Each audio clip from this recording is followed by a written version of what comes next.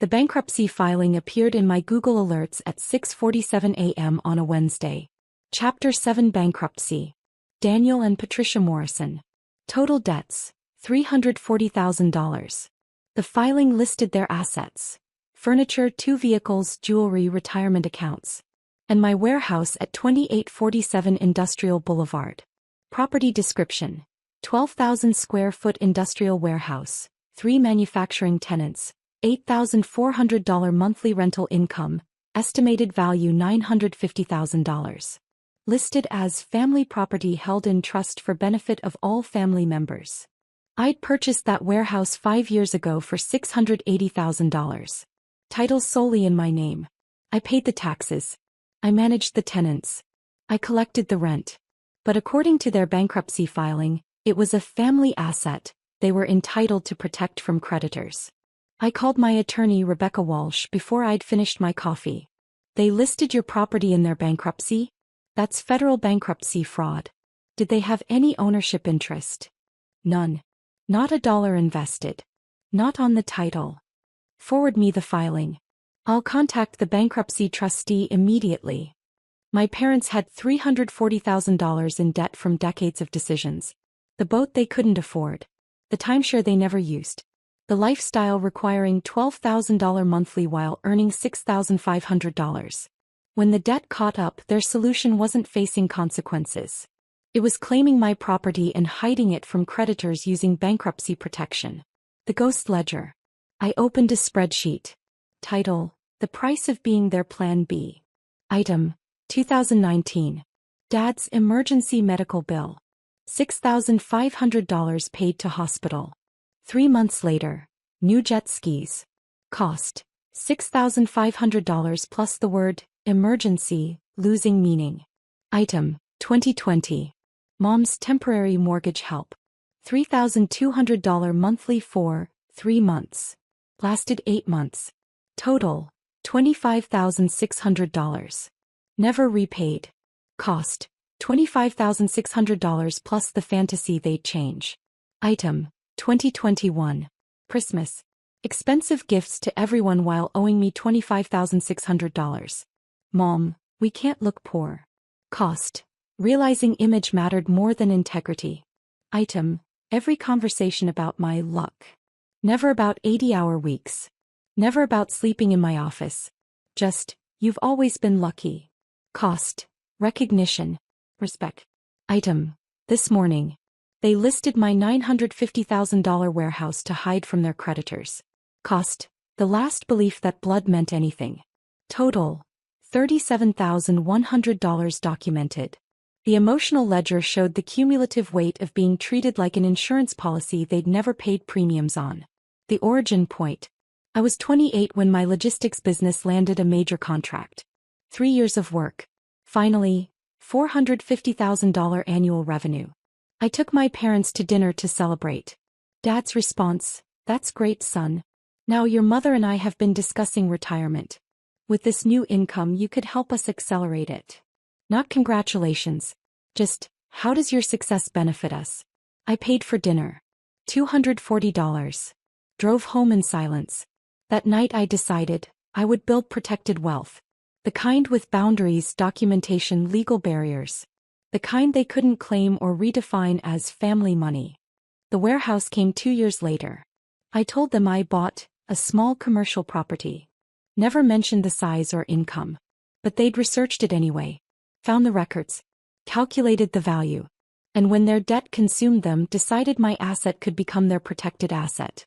The system responds. Rebecca called within 2 hours. I spoke with bankruptcy trustee Gerald Chin. He's flagged the filing for investigation. He wants to meet tomorrow. What happens? You bring ownership documents. He'll verify sole ownership, remove the fraudulent listing, then refer it for criminal prosecution. Bankruptcy fraud is a federal crime. They're facing up to 5 years prison plus fines. Their bankruptcy gets dismissed. Creditors resume collection. The trustee meeting. Gerald Chen's office. Fluorescent lights, government furniture, filing cabinets filled with bankruptcy cases. He was 50-something, gray suit, reading glasses, expression of someone who'd seen every scheme humans devise to avoid debt. I spread documents across his desk. Property deed, sole ownership. Purchase agreement from 2019. 5 years of tax receipts in my name. Lease agreements between Morrison Industrial Properties LLC and 3 tenants. Bank statements showing $8,400 monthly deposits. He reviewed everything. 20 minutes of silence. Finally, your parents have 0 ownership interest. Correct. No cosigner. No financial contribution. No management role. No contractual relationship whatsoever. None. He removed his glasses. Yet they listed it as a family asset, claimed it generated family income, and requested protection from liquidation. Yes. Did they ask permission? I learned from Google Alerts this morning. They haven't contacted me in 6 months. More notes. Have you ever told them this was family-owned? Never. I explicitly told them it was my business investment. Sole ownership.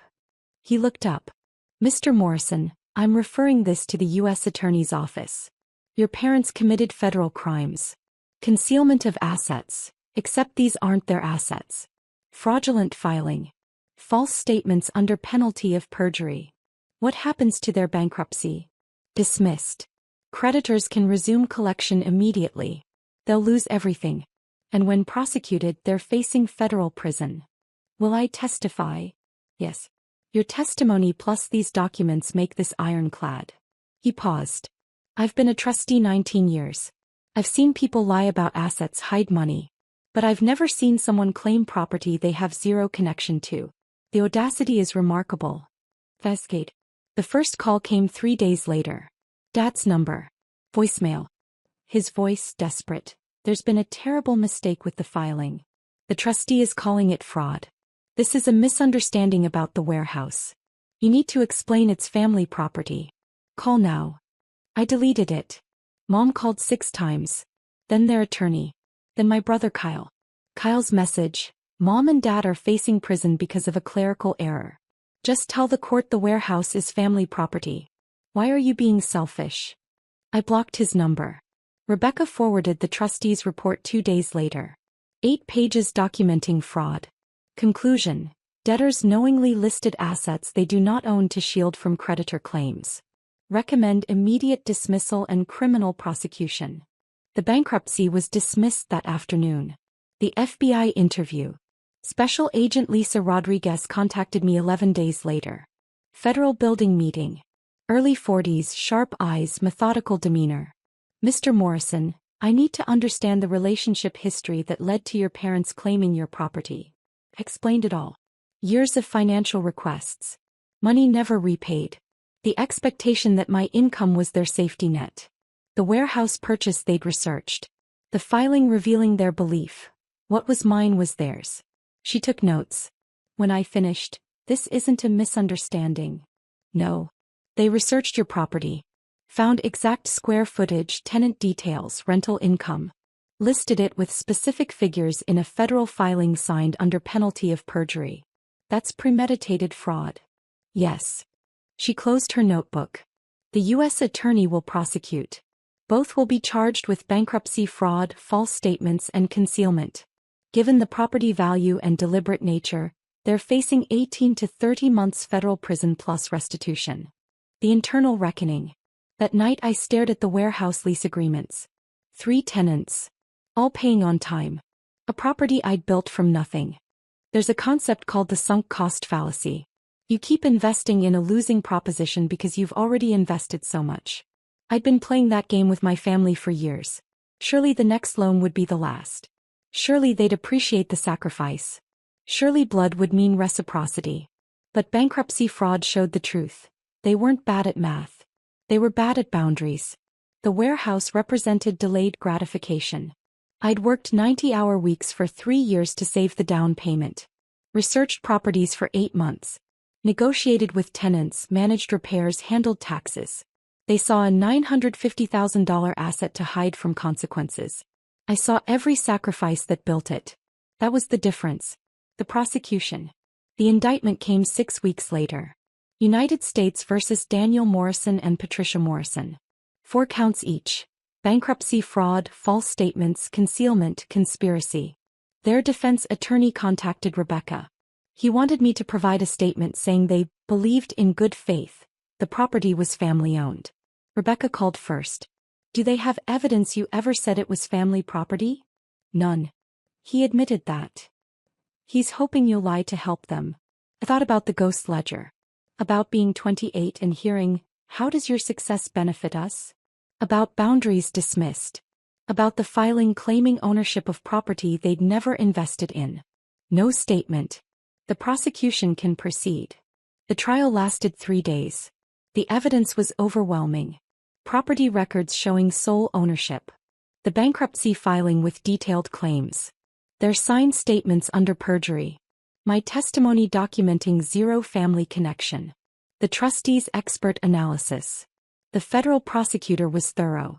She showed the jury the deed, my name only. Purchase agreement. My signature only.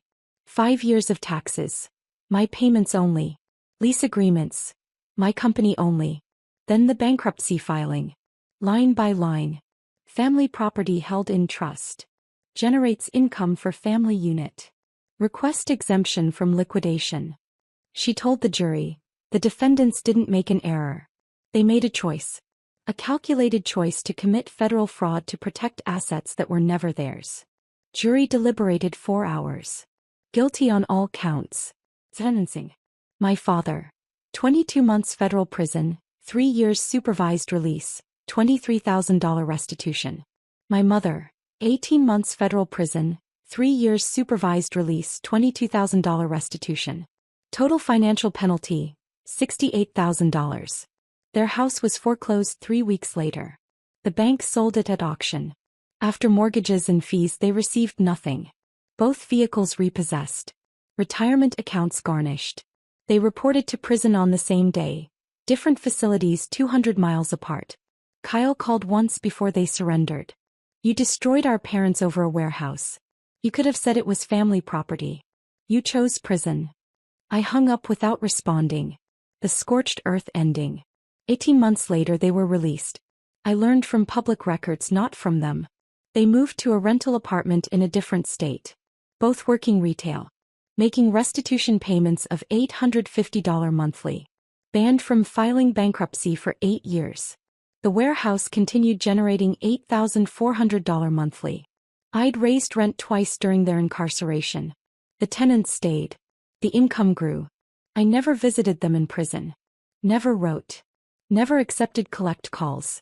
I returned every letter unopened. Refused. Kyle sent one final message a year later. They're struggling. Barely making rent. Still paying restitution. You won. Happy now. I read it once. Blocked him. Because winning wasn't the point. Protection was. They taught me that family means shared resources. I taught them that federal bankruptcy law doesn't care about feelings. That fraud has consequences. That courts don't accept but we're family as defense. The warehouse was mine. The title was clear. The income was protected. They'd wanted to claim my asset in bankruptcy. Instead they'd claimed 18 and 22 months in federal prison. The filing was dismissed. The fraud was prosecuted. The restitution was ordered. The boundary was permanent. Not drawn in anger. Not maintained through guilt. Enforced through the federal justice system that doesn't negotiate with people who commit crimes to avoid debts. The warehouse stands at 2847 Industrial Boulevard. 12,000 square feet. 3 tenants. Monthly income, $8,400. The title reads, Morrison Industrial Properties LLC. Sole owner, Christopher Morrison. Not family property. Right. The bankruptcy court confirmed it. The federal prison system confirmed it. The $68,000 in restitution they'll be paying for years confirms it every month. And I sleep perfectly well knowing the difference between family and fraud.